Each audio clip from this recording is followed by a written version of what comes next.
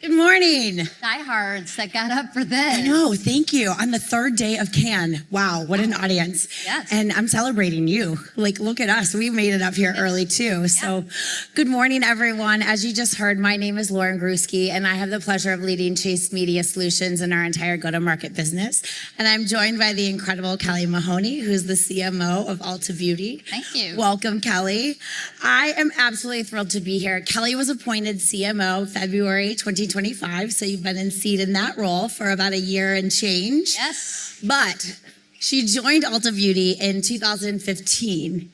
So you also have such a unique journey because you started on the finance side of the business, moving into performance marketing. So we're going to dive into some lessons that Kelly will probably teach us a lot about today of your journey and your career, which I'm really excited about. All right, so in her role as CMO, Kelly has served before that role of SVP of Customer and Growth Marketing, and she's now architected the Ulta Beauty Rewards, which accounts for 95% of all customer sales. Correct. Pretty spectacular. That's the mic drop stat, I like to call it. Yeah. It's incredible. Absolutely, absolutely. Well, let's jump right in, Kelly, to some of the things that we'll talk about today. You had a unique path to the CMO seat, as we mentioned, from finance to performance marketing. How has that shaped the way that you think now about your role as the CMO at Ulta? Yeah, I mean, it is an unconventional path, perhaps, to the CMO. When I was going to school, to be a finance person. I did that for 10 years. I worked for BP, oil, gas, and then made this transition over to beauty. So a lot of people ask me, how in the heck did you even do that? Yeah. But really it came down to just understanding loyalty, and loyalty became kind of my career anchor. So finance is such an important experience really for anybody that's going into business. It's my piece of advice I always give the youngsters as they're graduating college and thinking about what to do next. It's like, do 2 years in finance, because I think you'll carry that throughout your entire career. And that's certainly what happened for me. When I looked up 10 years into my career, I didn't think I wanted to be a CFO.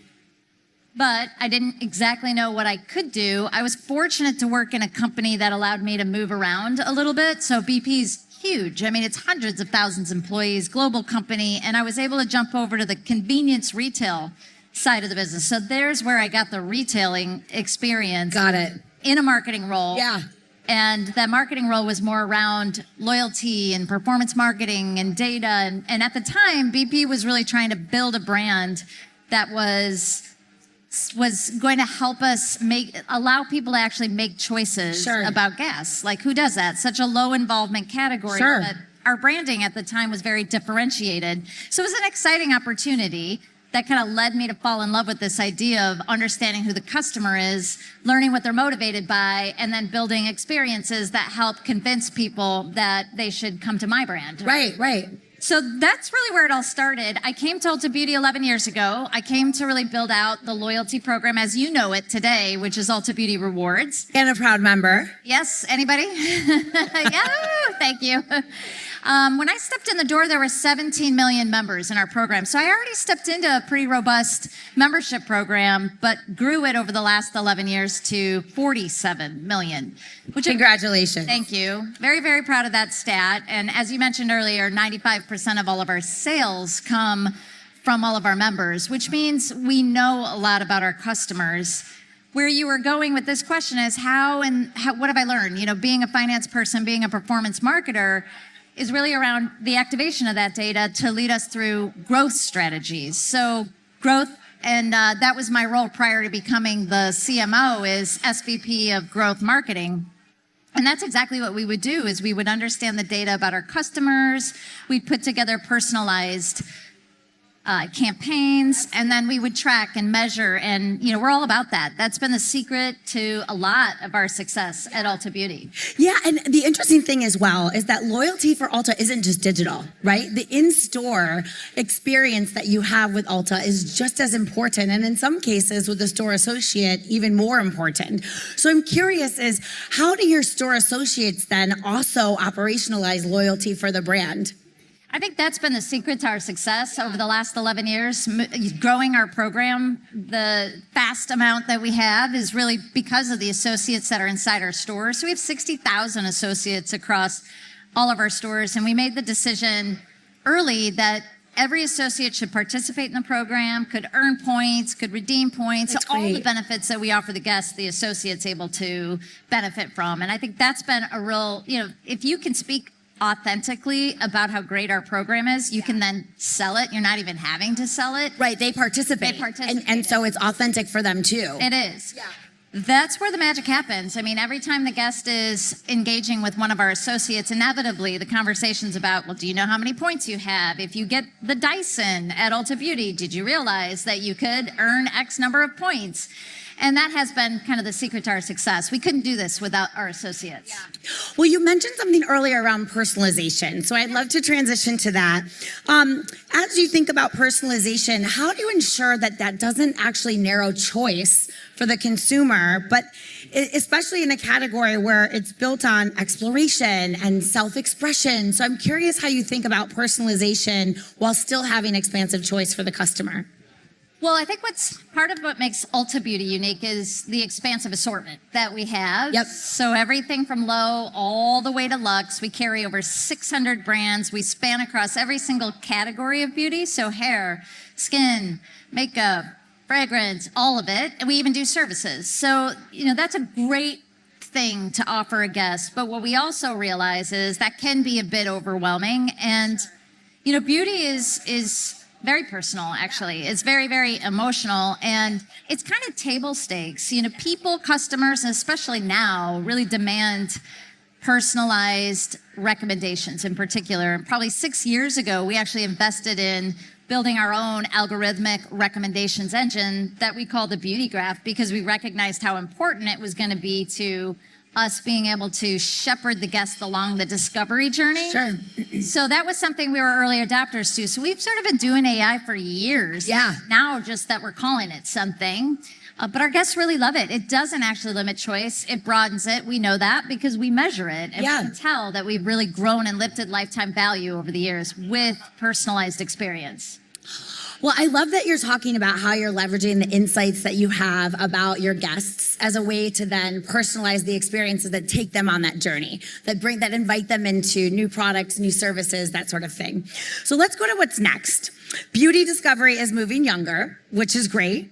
And the bar for authenticity with these audiences and relevance is then higher than ever. So it creates new expectations for us as marketers to be able to engage with them. And you just unveiled a new Gen Alpha study, which, and some of those findings challenge what many marketers assume about the next generation and AI. So I'd love to reference some of the things that I learned from your study as well. Gen Alpha isn't choosing between digital and physical experiences. In fact, your study told us that they expect both. 78% discover beauty online, and yet 77% are still seeking real-world validation. So let's talk a little bit about what most marketers, I'm curious in your perspective, what are most marketers getting wrong about this generation? Well, first, in beauty, it's really important for anybody, actually. Any marketer should be studying this next generation of consumer, because I think they're very unique, and I hope they'll save the world. Yes. But in all seriousness, we wanted to set out to really understand them and motivate them and really get underneath what's going to drive them, because what we found is they're very, very passionate about beauty. And we talked about how expansive our assortment is. One of the great responsibilities I think we have is that we can be a multi-generational retailer. And that's really important. And I don't think everyone in this category can claim that they can do multi-generational shopping as well as we do. And literally, you see it in our stores every day. I don't have to sit here and tell you. You can actually see it in our stores. Somebody that's 13 can be enjoying Ulta Beauty as much as somebody that might be, in their 60s and everything in between, male, female. We like to say that we're beauty for all ages, all life stages. Yes. But with that comes great responsibility, and we take that very seriously. How do we curate an assortment, a set of experiences that allow somebody in the next generation to start out on a healthy journey with their relationship with beauty and wellness? So I think that's really our right to win and our place to play in beauty and wellness. So that is why we commissioned the study with Nielsen IQ. We wanted to be an authority on this next generation. We want to learn as much as we can. And they're very passionate. Equally, teen boys and girls are equally passionate about this category. And you're right, they don't just experience this category digitally. I might say the older crew, and that's me included, is veering more towards the digital replenishment experiences and less about the in-store maybe. But the youth, they really value that human experience. And I think we've been talking a little bit about this in Cannes. I've been hearing this theme of they want a break. They want to go into a physical location. Now they're going to be really choosy about where they're going to go spend their human time. And I think it's our jobs as retailers, it's our jobs as marketers to figure out how to create the best version of that human experience. Right. And I do think AI plays a role in that.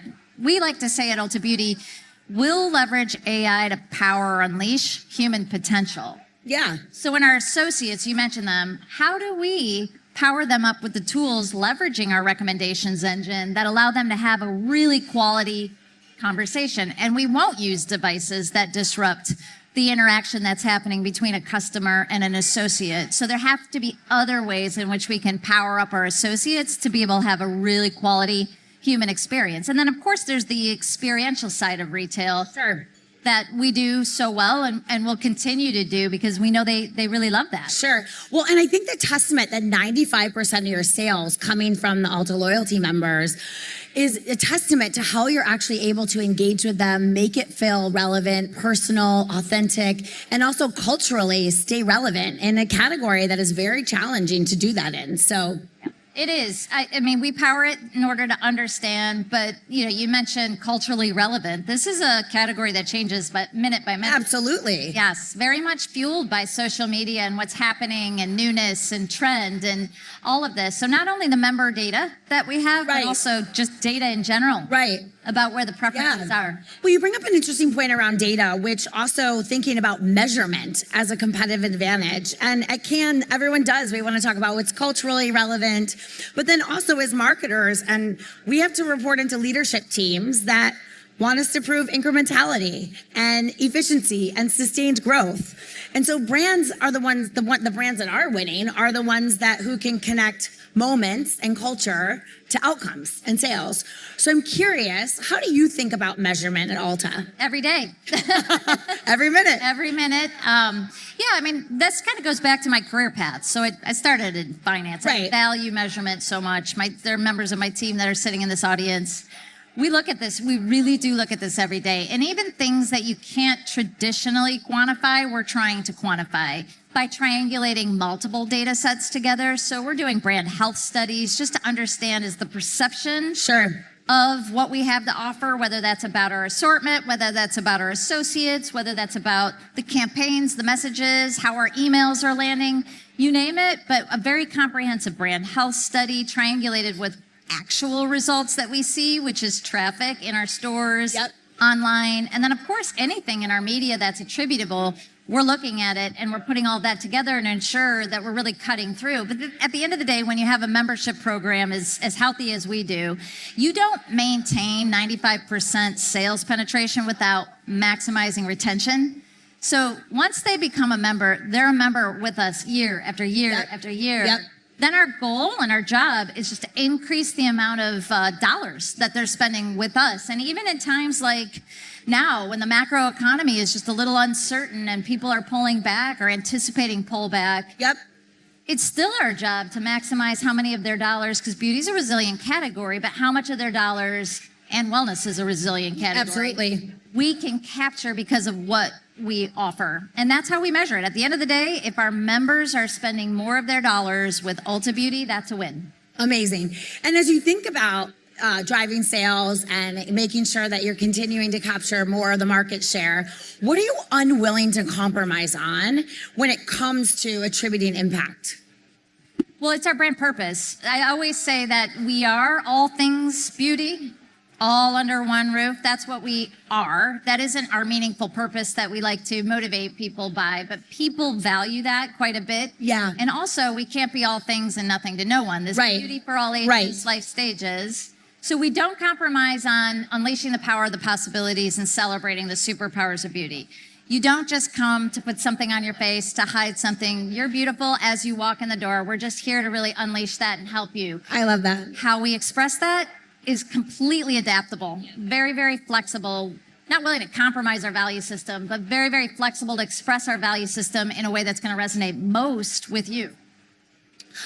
Let's change gears a little bit because as in your role of CMO, one of the things that you've launched is Ulta Beauties, which is UB Media, retail media network, in addition to leading creative and loyalty and consumer insights and analytics and PR and social and influencer and media planning. So your remit is quite large. In addition to that, you've now launched a retail media network. I'm curious to hear, what are you learning in this space as someone who's also leading a commerce media network at a major company? Yeah, this is a fascinating space. I know we've been talking about retail media networks for a really long time, but I actually still hear people saying, oh, we're just getting started. We're just getting started. We are about 4, maybe 5 years old in our retail media network. Got off to a really strong start in terms of growth because our brand partners, and pretty much what we do is it's really a lot, 90+% of this is all endemic, meaning it's all within our beauty category. So you can only imagine how much untapped territory there is once we start opening the landscape to more non-endemic. And I'm really intrigued about that opportunity for us. But my point is we carry 600 brands and they all look to us to say, will you be my retailer of choice for my growth? And this is especially important in the emerging sector because the emerging brands, because that's the one, those are the brands that are going to bring the new audiences into Ulta Beauty. And also the guests are craving to learn, discover, understand all about those new brands. And of course, they want to keep their core brands. They love their Clinique. They love their MAC. But what gets them excited and energized is what's new, what's exclusive. Sure. And so it's really important for us that we are the retailer of choice for growth for the brand community within beauty. And the Retail Media Network allows us to do this. It's the way in which we can offer them access to reach our members. So absolutely. 47 million members, for us to be able to laser-like pinpoint audiences that are going to give them the best return on their ad spend, that give them access to our platforms that we know our guests are engaging in, like email, like homepage, our mobile app, but then also paid display and paid social, and even things like influencers. You'd mentioned influencers and creators. We have a really thriving creator network that is super engaged in Ulta Beauty, that understand how to talk to our guests in a way that is very authentic. And even helping give our brand partners access to them, it has been, amazing. We just launched our program where we're able to also offer experiential. So these are new programs, new products that our brand partners are really excited to get their hands on. So as you look out to the next 6 to 12 months, what are you most excited about? Oh my gosh, I feel like there's so much to be excited about, but I've been saying this, it was a year of first for me. So the last can was June, obviously. So what, I was 4 months into the role. I think I was just like running around the Quisette. I didn't know anything. We still do that. I didn't know anything. I did. It's really great to be in the second year. So we're done with the year of first. We kind of have one of those behind us. And, to members of my team and anybody that'll maybe read some of or watch this at home, they know we are now really prioritizing our focus on reigniting our brand. Awesome. Really making sure that we're showing up inside culture. Hopefully you've all seen Supergirl. If you haven't, go check it out. But this is an example of Ulta Beauty showing up inside the cultural zeitgeist, but not just doing it in, slapping our logo on, a sponsorship and calling it a day. This is really immersive. So bringing Millie Alcock in. Having her be the face of our ad that's airing, by the way.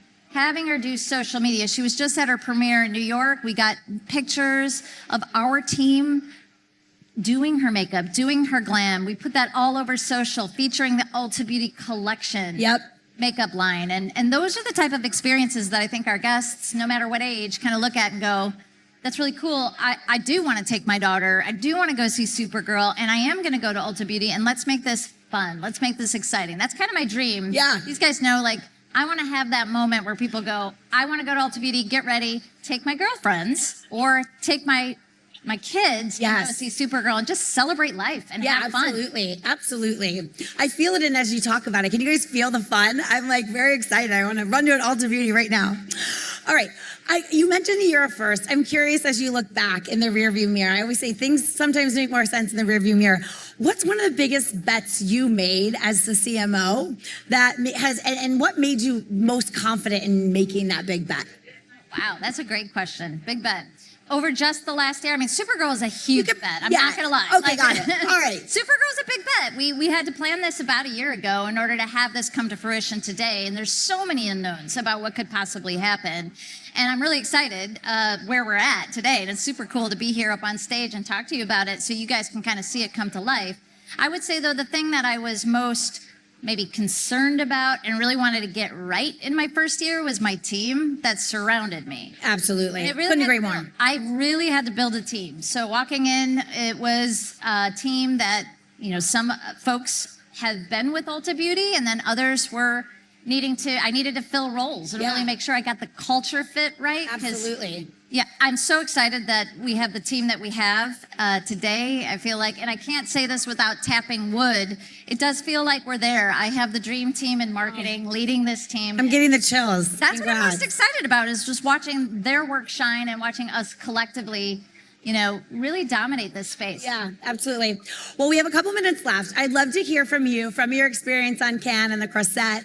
What are you learning? What are you taking away? What is something that, the audience can learn from your experience here? So this is my fourth Cannes. I feel like we're just getting it right. So don't be hard on yourselves. Number one, if you don't feel like you got it right this year, it is a constantly evolving thing. Yes. Take a little space. I think space was the word I used yesterday in a discussion that I was having when somebody asked me, how do you help your team stay motivated? How do you get your teams inspired? Because we lead creatives and we're bold and we're visionary, but how do you do that? I don't know. Can anyone relate to this when you say you get back and it's just the grind every single day? You're Absolutely. Sitting in meetings, multitasking. How do I get my email done at the same time? Pay attention to what somebody's saying to me while I get a text and the Teams message is pinging. And learn AI. Yeah, and learn AI. Yeah, I mean, that is our lives. Everybody in this room can relate to that. But giving yourself space, and I think Cannes is one of those places, and that space looks very different to a lot of different people. Even just sitting, and I'll tell you all a little story, because this just kind of came to us. My team and I were sitting as we were preparing for the week. Actually, we weren't even preparing. We were just having a drink, is the honest answer, in a cafe. And this woman, we were watching people walk up and down the street, and this woman walked by in this beautifully flowy orange dress, the color of our logo, perfectly. And I said, oh my gosh, this is our muse. This is who we are, and this is who we're going to go be. And we need to go and figure out through Cannes, how do we express that when we come back? That was our moment of inspiration, and it hit us sitting in a cafe, hearing Cannes. People at home, especially my CFO, always say to me, what are you doing here at Cannes? Is this really worth it? Right. It's for that moment, absolutely, 1,000%. Well, Kelly, thank you so much for this conversation today. Thank you for your leadership in the industry, for what you've done for the Ulta brand. Thank you for everything that we can learn from you. And thank you to the audience today for your time and attention. This was great.